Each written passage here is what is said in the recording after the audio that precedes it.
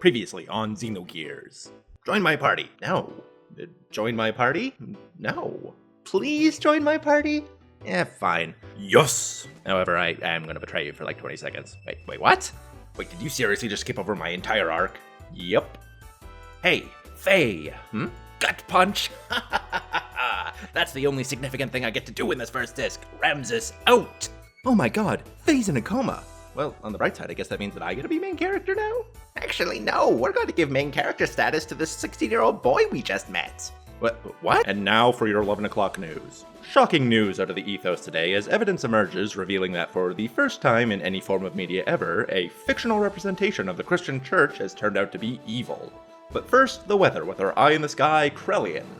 Hey folks, Krellian here, and as you can see, it's blue skies as far as the eye can see. It looks like the only case of bad weather today is going to be a small and contained death shower somewhere in the middle of the sea. Wait, Krellian, what was that? You heard me.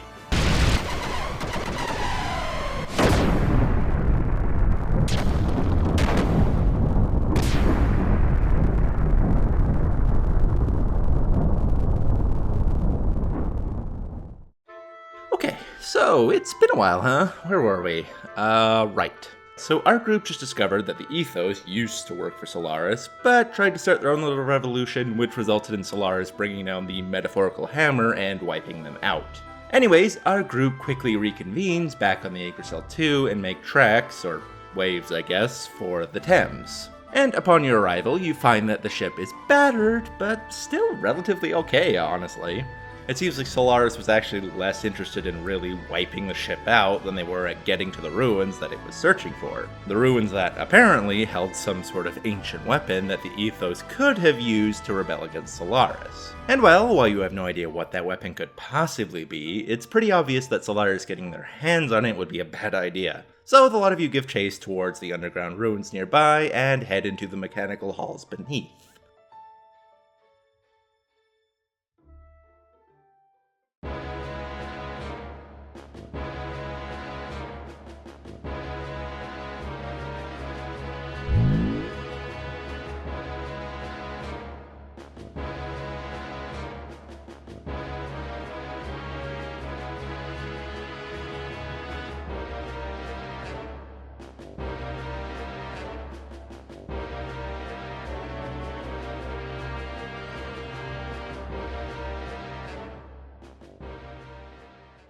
It is a long way down, and the farther you go, the more obvious it becomes just how vast and ancient these ruins are. What sort of technology did this ancient civilization have? As you go, Ellie begins to notice something. This place feels oddly familiar. Zeboim. For some reason, that name just really seems to fit this place.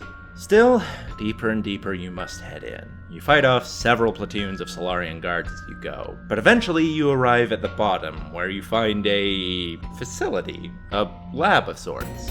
The familiar sensation that Ellie had been feeling seems to suddenly, somehow, overcome her, and without any provocation she begins to tinker with one of the computers nearby.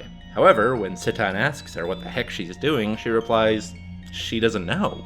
It's almost like her body is moving on its own, following some memory even she can't remember. In any case, her tinkering causes a nearby room to suddenly light up, and it illuminates something floating in a giant vat.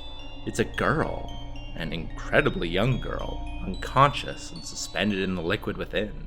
As you begin to inspect her, Sitan remarks that, could it be? This girl almost seems like she might be artificial. However, he doesn't get far in his line of thinking as he's cut off by Bishop Stone, who finishes Sitan's ponderings. He informs you that he's working for Krellian and was tasked by him to retrieve this girl. She is constructed entirely by tiny microscopic nanobots, a colony of them working together to create an artificial life form. This was the weapon that the ethos had been searching for, the one that they were going to use to combat Solaris. However, it looks like Stone had been having trouble finding her, and they are only able to thanks to Ellie's ability to activate it. Well, whatever the case, Stone moves to take the nano-machine girl away from you. Ellie and the others all step up and try to stop him, but unfortunately, you're blocked off by two completely new faces you've never met before. It turns out that these are the other two members of the Elements that we haven't met yet. They're also kind of comic relief, being a ditzy bunny girl and a straight-laced martial artist to act as her foil. Well, whatever, they aren't too much of a challenge, and you kick their butts around for a little bit before they're forced to retreat. And you begin your chase after Bishop Stone. And, well, what do you know, even with such a head start, you actually do manage to barely catch up with Stone right near the top. You demand he hand the girl over, however, a voice interrupts your argument. Both you and Stone look around confused. But where the heck is that voice coming from?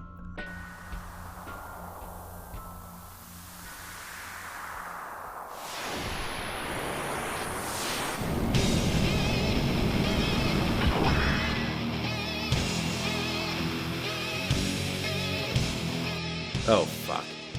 The red-haired man introduces himself as Id and turns on your party. And for what is supposed to be a fight with what is essentially a living biological superweapon, he's kind of a pushover. Well, whatever the case, once your one-sided beatdown is over, it starts to show his true power, but before he can, a surprising figure appears to bail you out. It's Wiseman, who uses his gear to clamp down on Id and prevent him from moving. Stone, seeing his opportunity, quickly makes a break for it, and Wiseman yells at you to go after him. So your group hurries past the immobilized Id and quickly tries to stop Bishop Stone.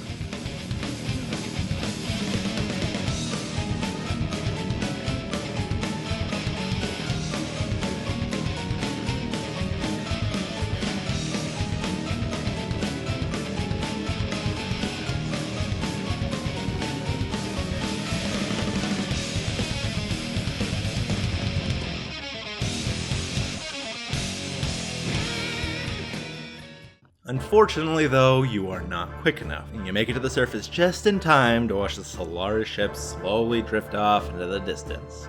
Damn, it's unclear what this Krellian guy plans to do with a colony of nanomachines, but whatever it is, it can't be good. You head back down to the Yggdrasil to start giving chase after the Solaris ship. However, as you get down there, some good news finally reveals itself. Faye is awake, hooray! And he's inside his gear! And he, doesn't remember why he's inside his gear. And, apparently the Weltall just recently launched on the Yggdrasil without any prior warning, and everyone's wondering why, and, well, whatever, we're not gonna question that. You have a happy little reunion with Faye, but it is cut short because the Yggdrasil 2 manages to catch up with part of the Solarian ship that you're chasing. To be precise, a gear that they launched to slow your pursuit. 3 of you suit up in your gears to face it while Sitan takes Faye back to the infirmary to finish up his recovery. And as you head out to face the gear, you find it is being piloted by, Bishop Stone? Only somehow in like the past, it can't have been more than 20 minutes since you last saw him, he's, turned into Captain America villain the Red Skull. Okay. We've only just been introduced to this Krellian guy, but he does seem to be efficient at least. In any event, that is not the only power-up Stone receives, though, as who should appear but freaking Graf as well. Who, once again, like always, simply gives Stone a power-up, then sits back and watches as your group struggle against it. Okay, so, this is where we get Billy's big resolution, and it's a bit much, so bear with me here. So we find out that Bishop Stone was actually the one who killed Billy's mother, and Billy's entire life up till now has been a lie. So he has a bit of a crisis of faith and stuff, and he's all sad, but then Jesse shows up and he decides to motivate Billy with a speech from the NRA. And this unlocks Billy's ultimate attack, which is, now follow me here, Jesse's gear transforms into a giant cannon, which Billy's mech then fires. Now here's the important part. The bullet that is fired from this cannon is Jesse literally riding inside of it, and it becomes more powerful because of that. I swear I am not making this up. Apparently, human ammunition is the ultimate form of destruction. Oh, and of course, Jesse survives this, by the way. Like, this isn't a one-time thing. This is Billy's generic attack that you can spam later in the game. Well, whatever, with Billy and Jesse's ultimate weapon, you're able to take down the super amped up Stone and save the day. I mean, Krellian and the Nano Colony got away, but whatever, we'll take whatever victory we can get. So yeah, the game kind of hits a roadblock here because we can't really go deal with Solaris yet because there's a bunch of stuff left to do, but how exactly do we transition into that? And that's when the game remembers, oh yeah, didn't we rescue a guy from Shevat in a prison cell back in Ethos HQ? Remember that? Honestly, I don't blame you if you don't, it was a while ago, but we did. So your group decide that your best bet for now would be to help that guy and head for Shevat. It's also Faye's home country apparently, and well, they are the only place on this damn rock with tech that could potentially even rival Solaris, so perhaps they could know something that would benefit us in our quest to stop them. So, after yet another cryptic aside from the floating heads, this time featuring Krellian, your group head off to the only known place from the ground to reach Shevat, an ancient and truly gigantic building known as Babel Tower, a mysterious place full of barely functional but still truly outstanding machines and elevators. Oh, and before I forget, this is also where the game decides to introduce something truly marvelous. Fixed perspective 3D precision platforming that if you screw up once you have to do the entire thing all over again with random encounters sprinkled in to add to the fun.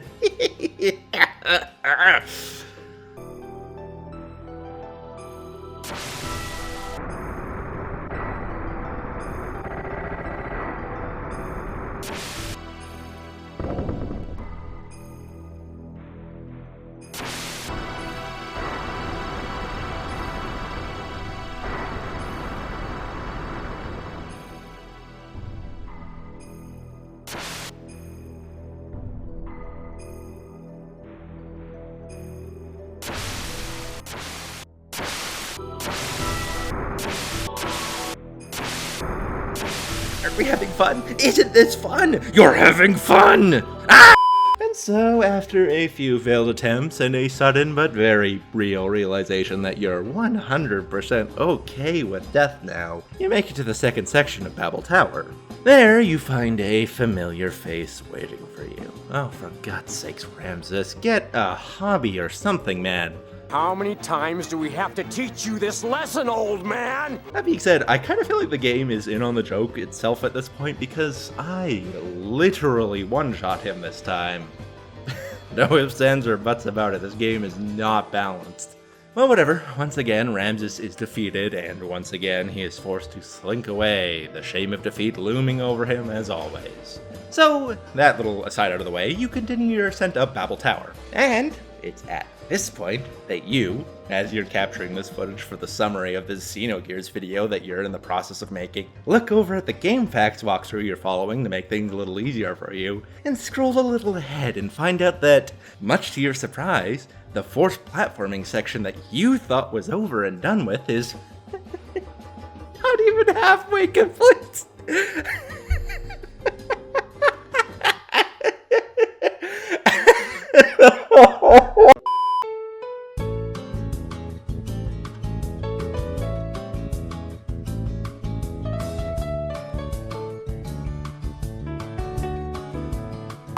So, one very long climb and one very short existential crisis later, you make it to the top of Babel Tower. There you find a bulky gear being piloted by a surprisingly young girl named Maria. And after she tests your strength for whatever reason, she reveals to be an emissary of Shevat. And as she says that, the giant flying saucer that is Shevat descends from the air behind her. And so the lot of you are brought aboard the floating city. Once aboard, she informs you that the Queen of Shevat has been expecting your arrival for quite some time now. So she leads the way over towards the Queen's chambers. It turns out Wise Man was actually one of her servants, and he's been keeping tabs on us for her, hence why she knew we were coming. Anyways, her talk with you is surprisingly brief. Basically, she just tells you that Shevat has been at odds with Solaris for centuries now, hated them for the truly horrible things they do to all the surface dwellers. So she offers a simple alliance. Why don't we team up in an effort to stop them? However, after a bit of thinking, and before you can give any sort of real answer to her, that girl, Maria, comes bursting into the room. She claims that an intruder has somehow managed to infiltrate Shevat. While it only appears to be one Gebler soldier, it looks like they managed to start a couple fires, which is keeping most of the Shevat workers occupied. Meanwhile, while everyone was distracted, the intruders managed to make their way toward the Shevat hangars, the place where all their gears are being held. Maria volunteers herself to go chase after the intruder, and Faye, being the big dumb dope that he is, of course offers to go and help her. So, you and Ellie, along with Maria, head off to try and deal with whoever this intruder is, only to find that the elevator's blocking him for us to take the stairs. It's always at the worst possible time, isn't it? Oh, and good news, by the way, because I'm sure once you've reached this point in the game, you were relieved, because you know, the most annoying dungeon in the game is finally behind you.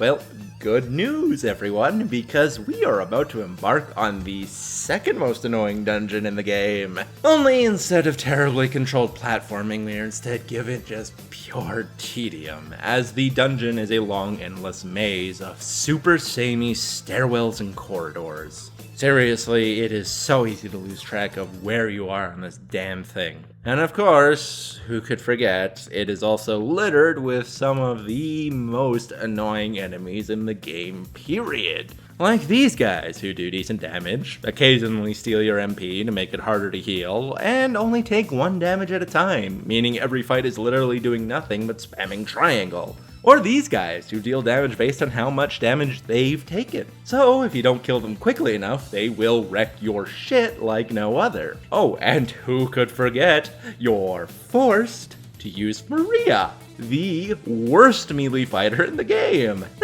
This is fun, right? Are you having fun? I'm having fun. We're all having fun, right? You better be having fun. I need something. I need this game to give me something to remind me why I like this. Just something. Big Joe! How in the hell did you get here? Did you, like, Tarzan swing across that ravine as well? Oh, it's good to see ya, buddy. Okay, that helps. Let's move on. So you make it to the hangars where you find the intruder is, well, what do you know? It's Dominia. Been a while, huh? And it turns out she's here to exposit Maria's backstory. Basically, it looks like Maria's father was a scientist who worked with Solaris to create a living gear, a gear that directly connected to the human brain. Also, it turns out that those wells that the ethos was fighting were like the prototypes for that experiment, and that's why the Solaris can control them. Anyways, it turns out Maria's gear is one of these super gears, and the reason Maria can pilot it so well is because she's sort of connected to it. However, before she can say much, she's scared off by, Jesse. Man, there are a lot of random people showing up here, aren't there? Next thing you know, there's gonna be like Hammer showing up with a gun or something. Well, whatever, you scare off Dominia, but obviously she was only the preliminary force. It looks like a large group of Solarians are descending on Shevat as we speak. So, the lot of you head back to the Queen's throne room to begin to plan with how to deal with the approaching threat. And well, you eventually decide on splitting up. There are all kinds of Gebler forces swarming the area, so a bunch of your party spread out and try to contain the enemy as much as you can. Some of you fight small swarms of guys, and others fight larger, more powerful gears, but it goes about as well as you could hope for a good while, until suddenly a reading pops up on the scanners. A truly massive gear is on a fast approach to the center of Shevat. It looks far more powerful than anything else Gebler has sent our way.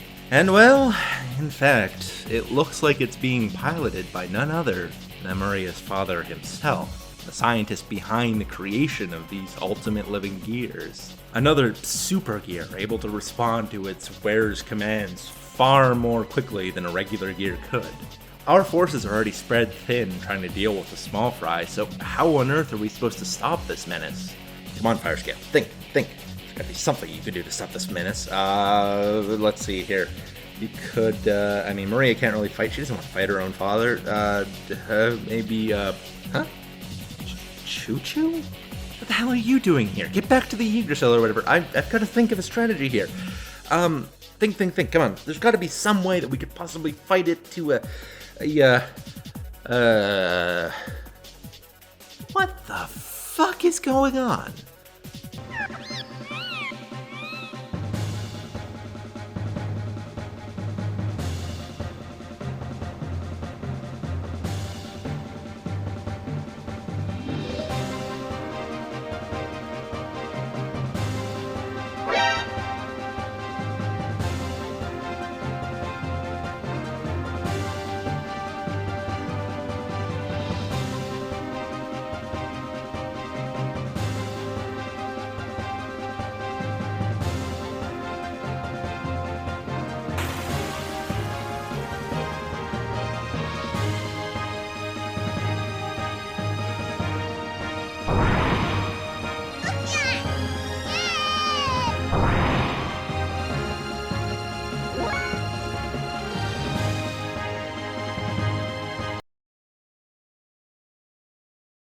I'm sorry. I know I've done this already, but I need a moment.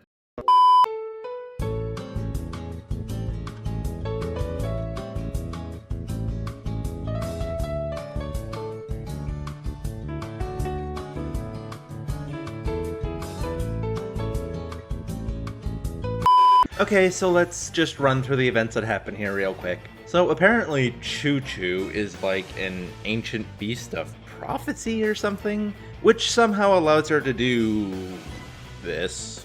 And yes, that does make her our next party member. Anyways, she beats Maria's father around for a little bit, but eventually even she isn't strong enough to stop his strongest attack. So Maria finally resolves herself to fight against her father and suits up in her own gear. As she flies into battle with him, she finds out that her father didn't join Solaris voluntarily, but he was mind-controlled into it, and I mean, considering their track record, that isn't exactly surprising. So the two super gears duke it out for a while, and they're fairly evenly matched, when suddenly the real consciousness of Maria's father shows up. He comes in and gives a, heartfelt speech like, I made 2 super gears, but you were always my greatest creation, blah blah blah. And his consciousness sort of symbolically merges with Maria's gear, and that in turn gives her enough power to finally defeat the giant red gear and save the day. Okay, so that was a very odd section, but whatever. We can finally get back on track now.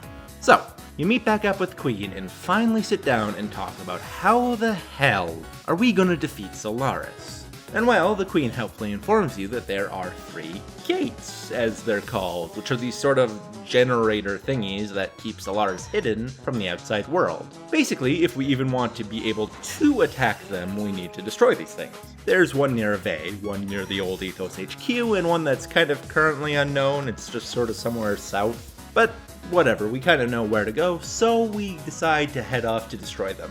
And I'm just going to be honest here, there's a lot of cool stuff that happens at these 3 gates. But we are 2.5 videos in at this point, and we still haven't finished the first disc. And quite frankly, this series cannot go on forever, so I'm going to steal an idea from my Tales of the Abyss video, and we are going to skim through these 3 gates quickfire style, okay? Okay.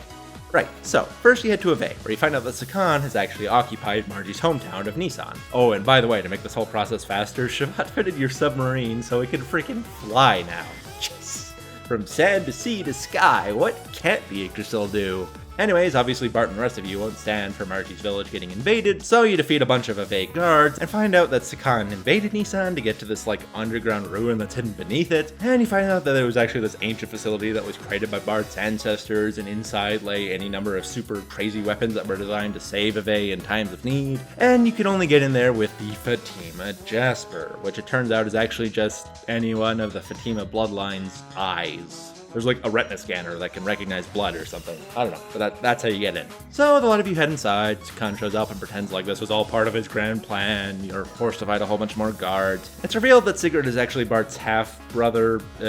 Okay, Bart gets a hold of an ancient super powerful gear called an Omni Gear. He and his cousin make more goo-goo eyes at one another. And it turns out that this whole facility is actually one big flying fortress with like a doomsday laser. Neat. Anyways, thanks to the Omni Gear and the incredible flying fortress that you now have, Psyncin runs away with his tail between his legs. And what do you know, he just so happens to run to the facility where that gate we're trying to destroy is. And he has his own gear, which it turns out is directly hooked up to the gate and is using it like a laptop charger. But before you can fight Psyncin, Raph shows up out of nowhere, gives Psyncin a power boost, again, and runs away before you can do anything. Again, what is this, like the 6th time? Whatever, you defeat Psyncin, destroy the gate, and Bart gets his country back once and for all. Wow, who knew governmental reform was so easy? Next is the gate near the Ethos. However, as I said before, we now have a doomsday laser on our hands. So Sitan comes up with a frankly convoluted but kind of kick-ass plan to fire the laser at a giant mirror sitting atop Babel Tower, which will reflect it down into the earth, destroying the gate. So your group splits up. Kay and Ellie head off to Babel Tower to adjust the mirror, while Billy and Sitan head to the Doomsday Laser. A big point is made that Billy has to fire it because he's the one who knows how to use a gun properly, which, do those skills really transmit over? Whatever. If Sitan could fly the Goliath, then Billy can do this, I guess. Anyways, Billy gets the laser up and running, while Sitan gets the mirror in position. But before he can get everything up and running, all 4 of the elements appear at both ends of the operation, in their gears this time, and both groups are forced to deal with them. But I mean, at this point, like, Bard and Maria have these, like, advanced super gears that are beyond anything else on this planet, and Ellie is still Ellie, so they don't put up much of a fight. That nuisance dealt with, you fire out the laser, and the whole operation, of course, goes off without a hitch. It rebounds into the earth, and the second gate is destroyed. Now onto the third and final gate, which, as it turns out, is in the middle of the sea. However, since no landmasses exist anywhere near where the gate is supposed to be, it becomes pretty clear that it's actually situated deep, deep beneath the water. So you head to the Thames to get your gears outfitted with some deep-sea diving equipment and head on down through a variety of underwater caverns. It's pretty straightforward for the most part, but once you actually arrive at the gate, you find a new gear you've never seen before. It turns out it's being piloted by that little nano machine girl that got abducted before, and there's also this guy who talks like really vaguely and literally does nothing while he's here. Well, anyways, the girl's name is Emeralda, and it looks like she's working for Krelian, and attacks you rather quickly after your arrival. However, after you defeat her, it almost seems like she remembers something and stops acting quite as robotic as she had before. In any event, the vague gear flees, you grab Emeralda, you make your escape, and the gate implodes. Oh, and yeah, this is Emeralda, by the way, the final party member of the game. I'm kind of glossing over her, but to be honest, so does the game. She really doesn't do anything of note for the first disc. All you really need to know is that she recognizes Faye for some reason and seems to call him Kim, which Sitan reckons might mean something like father. Also, she really doesn't like Ellie.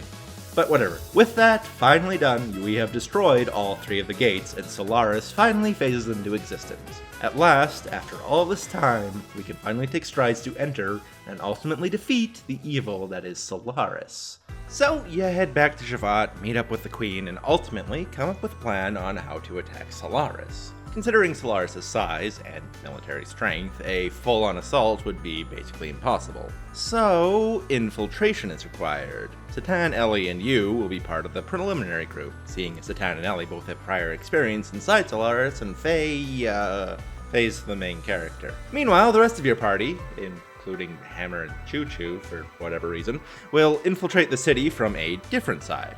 Oh, and Maria, having the strongest gear, will remain outside on standby should anything go wrong. So, after a night of rest, you carry out the plan. You say your goodbyes to the rest of your party and begin your journey into the hidden city of Solaris. Faye, being the bumbling idiot that he is, immediately, and I mean immediately, presses a button that he shouldn't have and is transported away from Ellie and Sitan. Way to go, kid.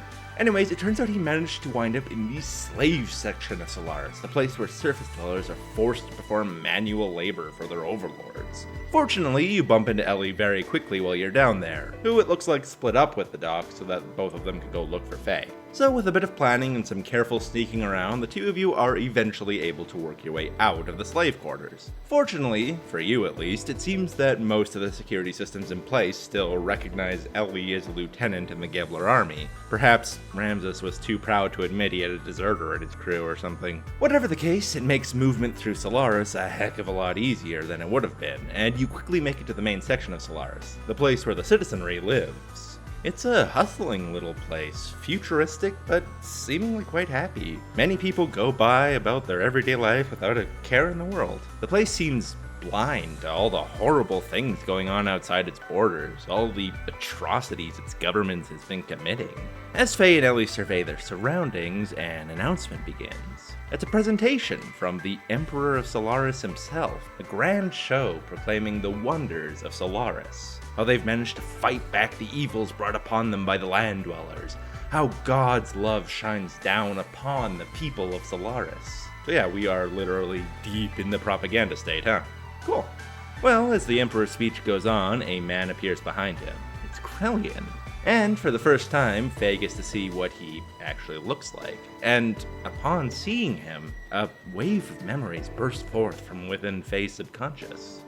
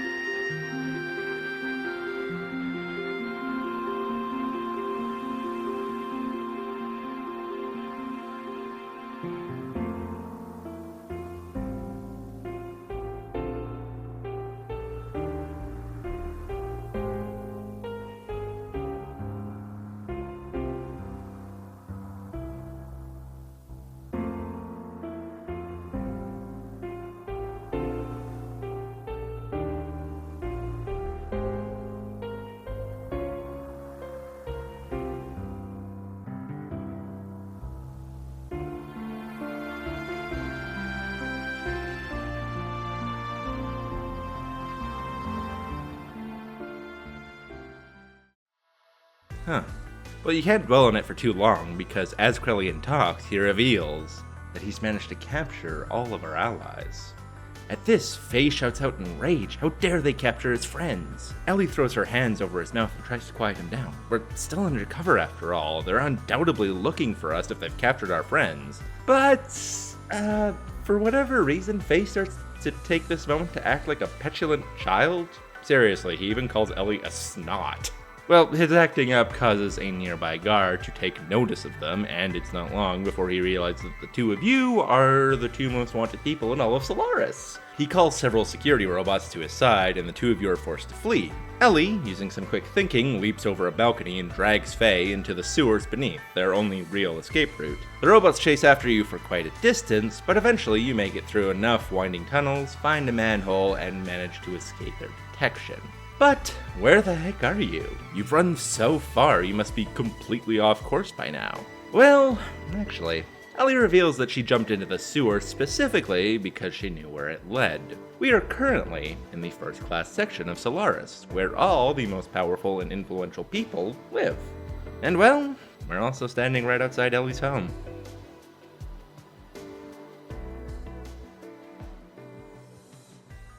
And so we get to learn a little bit about Ellie's life here on Solaris. Faye gets to meet with her mother, and she seems like a perfectly reasonable person.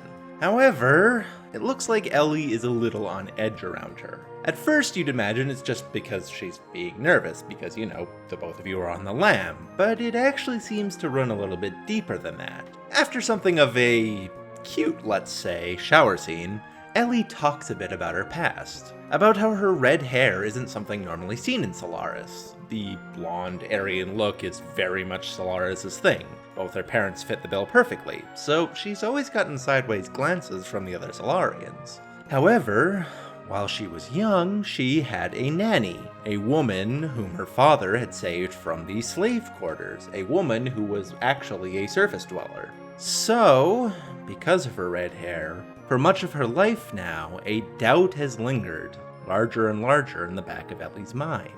Could it be that in fact, her real mother is...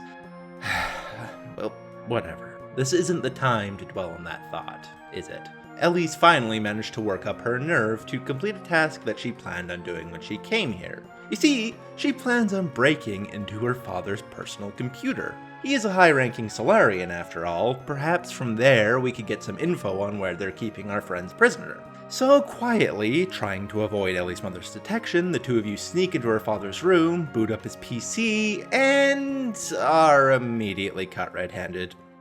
Fuck. Ellie's father uses a communicator to signal the Solarian guards that there's an intruder in his house, then pulls out a gun and points it at Faye. Ellie jumps between the two of them. Dad, he's just trying to save his friends. My friends. People who've been wrongfully imprisoned by this corrupt government of ours. Please, see a reason. You can't turn Faye in. They're criminals, Ellie. As an official of the Solarian government, I can't just turn my back on a surface dweller trying to break into the palace. But no buts. I'm going to turn this vagrant over to the Gazelle Ministry. We'll pin all the blame on him, and the suspicions surrounding you will fall away. It may be a bit unfortunate, but this is the only way I can protect my family. Protect? Since when have you cared about protecting your family?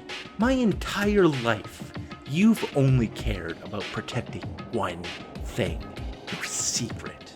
You don't think I haven't noticed, Dad? When I went to school, when I tried to join the military, all the resistance you put in my way, all the looks the other kids and members gave me because of my red hair, you don't give a damn about my safety at all.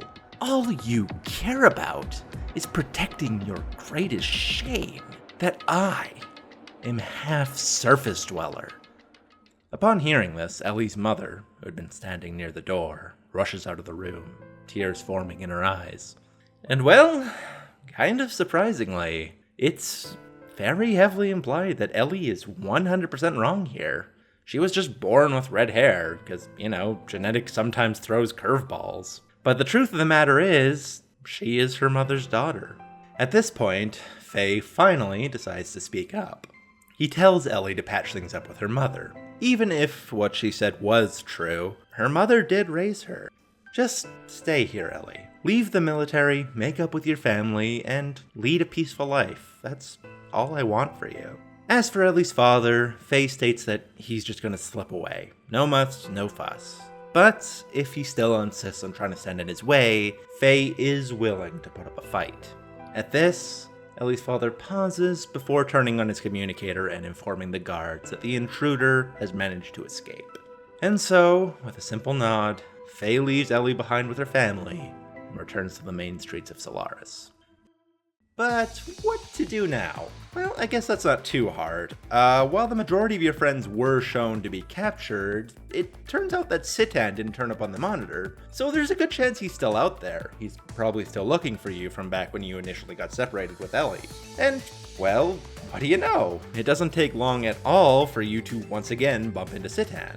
So, after a brief reunion, the two of you come up with a plan to infiltrate the Solarian Palace where your friends are being held. Apparently, there's a dust chute of sorts, which expels a bunch of waste from the palace directly, that could be used to give them access. So, you stealthily make your way over there, but just as you reach the entrance of the dust chute, who should appear but, wait, what?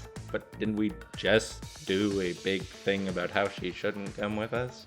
Well, apparently in the 10 minutes since Faye escaped, a group of royal guards under the direct orders of Krelian appeared at Ellie's house, specifically with the intent of bringing in Ellie, not the intruder. But her mom and dad, both after reconciling with her, decided to defy orders and help Ellie to escape so that she could follow her own beliefs and help her friends. I mean, I feel like they just said one thing and then did the exact opposite, but whatever. Cool. Glad to have Ellie back on the team, at least. So, into the dust chute you go, and it's a messy but direct path straight into the heart of the palace, deep inside enemy territory. And well, it is a truly horrifying place. At first, it seems like any sort of facility in Solaris, white walls, tons of machinery, all this future tech. But as your group heads deeper, things start to get pretty damn dystopian. Color drains from the walls, massive automated conveyor belts trudge along endlessly. A dull, empty hollowness fills the space. And this is exactly the perfect place and time that Faye and Ellie decide they just have to eat some of the canned goop that's lying around. Because nothing builds up an appetite like a fascist dystopian work facility. And the duck just watches while you do it. What the hell is wrong with you people? Anyways, it's at this point that you enter a place known as, the Soylent system. Crap. Yeah, I mean, there's a bit of build-up still to go, but I think at least most of us Western audience, we've kind of figured out the big twist that's going on here. Soylent Green is people. What the hell, Doc? You watched us eat that and said nothing? The doc explains that this food isn't technically people. It's wells. You know, the zombies you've been fighting up till now. The things that are like half machine, half man. As I've said before, wells are created by Solaris, and apparently this is the place where they do it, where all their experimentation is done. People are taken, put through some truly horrible experiments where their DNA is spliced and rewritten any number of gruesome ways. Some, the ones that work, are turned into living weapons, the wells, and are unleashed on the surface to keep the lambs in check. Others, failures, are simply turned into mincemeat and used to provide food and medicine for the people of Solaris. Well, you can't dwell here. You've still got friends to save. Silently, the three of you push past the atrocities you've seen and go even deeper into the depths of the Solarian facility. Eventually, you come across a strange room. It's small and a little out of the way, but inside you find something truly unexpected. It's your party. A bunch of holograms and info pertaining specifically to the members of your group. Fuck, they even have Choo Choo? Emeralda? What in the hell? What is this place, Doc? Well, Sitan begins to explain again. This place was designed specifically to run these experiments. You see, the Emperor and the Gazelle Ministry, aka that ball of floating Darth Sidious heads, were born on this Earth 10,000 years ago. The Emperor has kept himself alive these past 10,000 years, but the Ministry, they died and were forced to convert their consciousnesses into data, turning their entire existence into just a collection of ones and zeros. This facility's purpose has been to find a way for the Gazelle Ministry to return to their fleshy bodies, a way for them to regain their humanity. Over time, the Soylent system, producing the food and medicine as well as the living weapons, was a happy byproduct, but at the end of the day, its true purpose is to revive the Gazelle Ministry. However, before Sitan can go any further, Ellie stops him. You know, Sitan, you've always seemed to have an answer for everything. Up till now, it's just kind of been chalked up to you being a wise man who's been places, but this is knowledge high-ranking members of the Solarian government don't know. The Gazelle Ministry is 10,000 years old? There's barely anyone alive who would know a secret like that. That has to be one of the most heavily guarded secrets in all of Solaris. How in the hell do you know all this? Who exactly are you? In response to her question, the lights shut off. Faye looks around him. He stumbles around in the gloom, unable to get his bearings right, till suddenly he happens upon a door and pushes his way inside.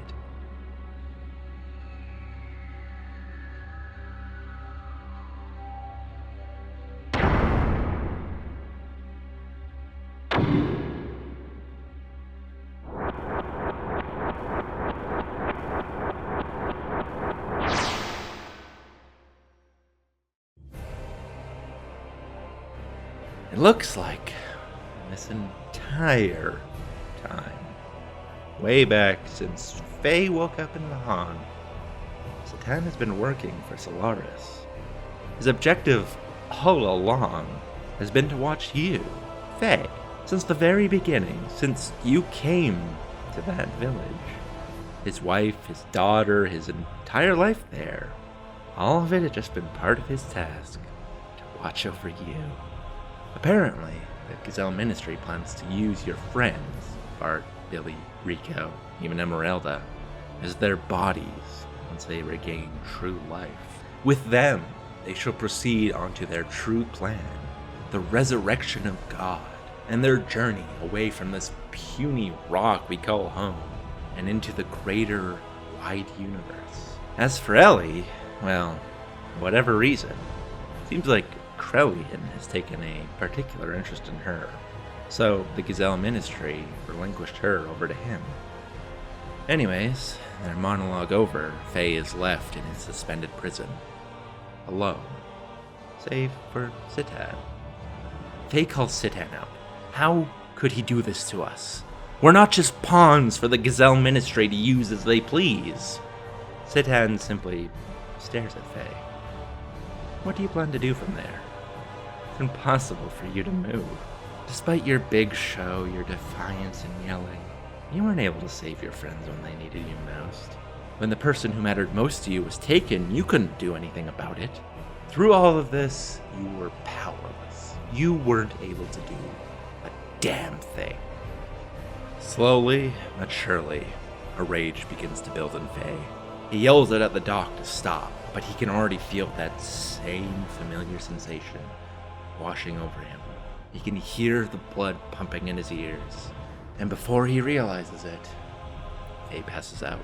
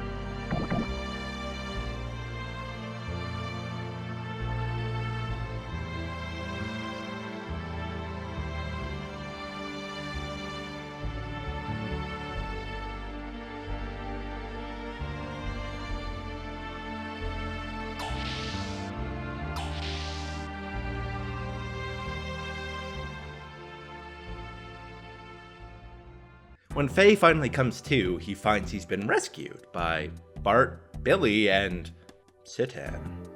Immediately, Faye grabs Sitan by the scruff of his neck, but before he can do anything, Bart and Billy grab his arms and pull him off the dock. They explain that it turns out the dock was running the long game this entire time. Okay, so this is something that's kind of brought up in Shevat, but I didn't mention it because, quite honestly, the game doesn't do a great job at explaining itself. But here it is. Basically, Solaris has been around for a long time. As we said before, the Emperor and Gazelle Ministry are 10,000 years old. So, because of this, they've basically managed to implant this thing known as a limiter into every living human being. It's like hardwired into the human DNA or something like that. Anyways, they never give like a super concrete explanation on what these limiters do, but basically they like inhibit your full potential and give you this like latent fear of the ministry. Whatever the case, the important part here is that they're so tiny and intertwined in the human body that this facility is literally the only place on the planet where they can be removed. So, Sitan had actually been working as a double agent this entire time to get us into this facility with the trust of the Gazelle Ministry so that we could all have our limiters removed under their direct supervision. However, there was one weird thing. For whatever reason, Ellie didn't have a limiter herself, and the doc isn't really sure what that means. Faye asks where Ellie is, and Sitan explains that Krelian still has her, though even he's not 100% sure what Krelian wants with her. So, you, Bart, and Billy head off to rescue Ellie from Krelian, while Sitan returns to reconnect with the rest of your group. And fortunately, it doesn't take long for you to find his lab with Ellie inside. You quickly free her, but there isn't much time for a reunion. You've got to start making tracks out of Solaris. You head back the way you came and soon reconvene with your entire party at last. Everyone's here. Miko, Emeralda, Choo-Choo, Hammer, Jesse. Heck, even Ellie's parents somehow managed to escape the Solarian guards. Well, glad we all made it. Now all that's left is to head to the hangar and make our escape. With all of us combined, there's nothing that can stop us. What? Hammer? Bro? Why? Well, apparently, Hammer, somehow, met with Krelian, and Krelian promised that if he turned Ellie over to him, he would fix him. Remove the mutant part of him and change Hammer into a regular old human. The rest of your group freeze, unsure what to do, but one person steps forward. Ellie's mother. She tells Hammer that she isn't a soldier. She's just like him. She's never held a gun, much less had one pointed at her. She's shaking in her boots right now, terrified of what's about to happen. However, she's a mother, and right now her daughter is in danger. Carefully, she inches forwards towards Hammer and gestures for Ellie to walk away from him.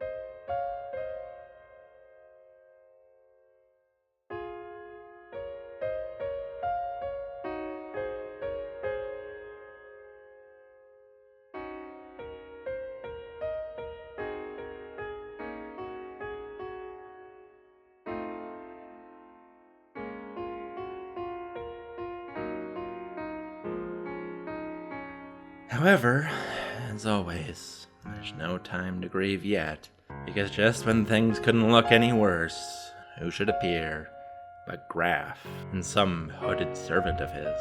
They advance on your group and demand that you hand Ellie over to them, only for, once again, someone to step in and protect her. This time, her father. He's piloting a gear of his own, and he flies between your party and yells at Ellie to flee while she has a chance.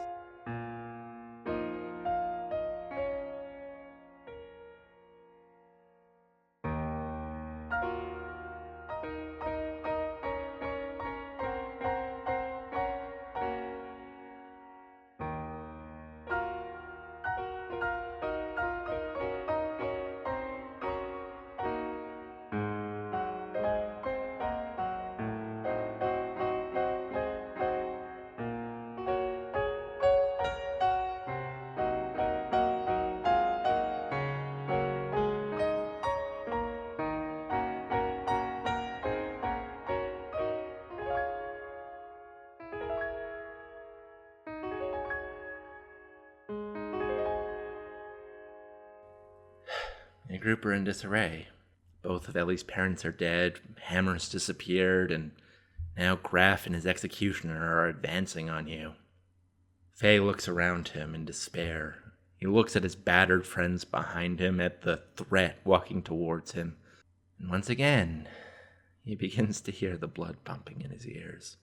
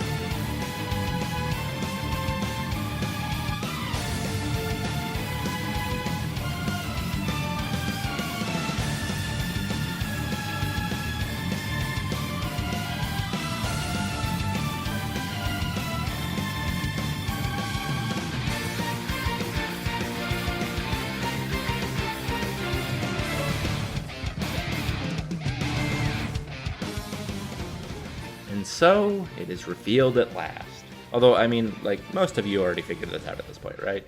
Anyways, it is revealed that Faye and Id are one and the same.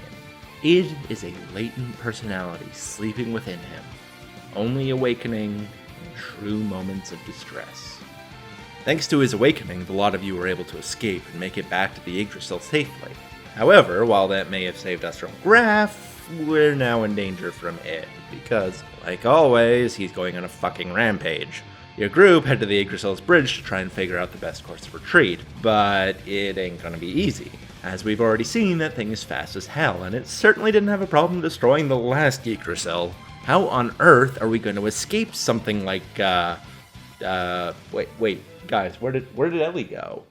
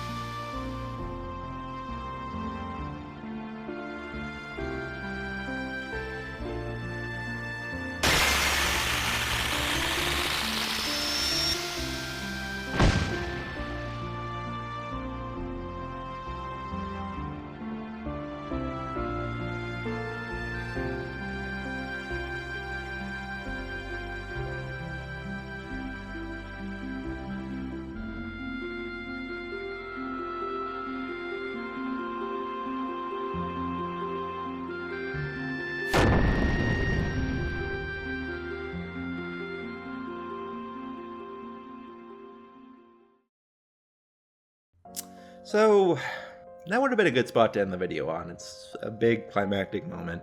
But there's one more thing that I do want to talk about. You see, all this time, while Sitan was faking to be working for the Gazelle Ministry, he's actually been working for the Emperor, under one goal, to monitor Faye. However, during his observations of Faye, Sitan came to realize something. Faye suffers from dissociative identity disorder, or multiple personalities. While bringing the lot of you to the Solarian facility to remove your limiters was a goal of his, he actually had a second reason for doing so. It was to have Faye imprisoned in such a way that his body would be worthless to him, so that Sitan could put him in a situation of distress, and for the first time, have a real conversation with Id. Hence why he taunted Faye so much when he talked to him before, so as to distress him and awaken the other personality. And well, when Sitan talked with Id, he found something truly fascinating. Id seems to remember what Faye does when he's awake, but Faye never remembers what Id does. What's more, while Id was very vague when talking to Sitan, he constantly referred to someone as a coward. At first it just seemed like he was referring to Faye, but as Sitan talked to him, he began to realize something. Faye, the Faye that we know, came into existence 3 years ago. When he awoke in the Han village, he didn't have any memories. But not because they were taken from him or he had amnesia or anything. No, because he was an entirely new personality created within Faye. And this personality, despite being a fake, despite essentially being plastered over the real one, is still somehow in control a majority of the time. Whenever Faye isn't subjected to stress of any kind, he remains the Faye we all know. But why is that? Why is a new, fake personality able to overcome Id, the supposed true personality of Faye? Well, what if there was another? What if that coward that Id kept mentioning wasn't the Faye we all know, but in fact, a third personality within Faye? One we've never seen before. Someone who hides away. Someone who created this whole new personality to take their place. What if they're the ones that are giving Faye the privileges to be the dominant power? What if that coward that Id was referencing was the real Faye?